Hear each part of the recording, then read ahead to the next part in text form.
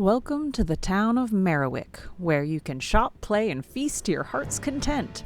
Around every corner, minstrels fill the air with music, daring feats are performed, and curious wanderers greet you at every turn. The market lines the main road with merchants from far-off realms selling an array of fine garb, glittering baubles, and mysterious treasure. You can follow the scent of roasting meats to an impressive array of food options. The meat pies are the best.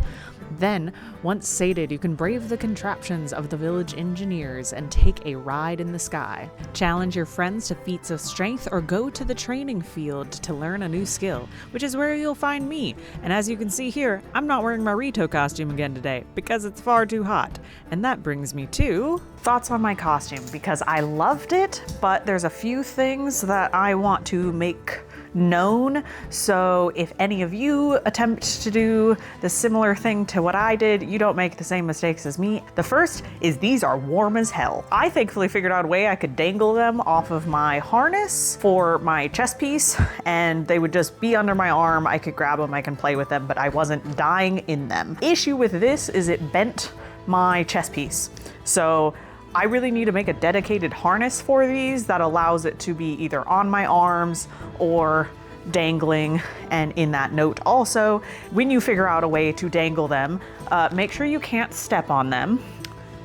A feather was wounded. And on a very similar note, seal your paint, because the foam gets a little sad when it rubs against the ground. There's some touch-up painting that I need to do. There's not really much else that I would genuinely change about this costume. I absolutely loved how it looked, and people loved how it looked. I got a lot of love for it, and that made me extremely happy. And I still have a few more pieces to add to this. Maybe I'll do it before Halloween. I don't know. But that brings me into my next piece of news. I am going to take a break for a week of posting videos.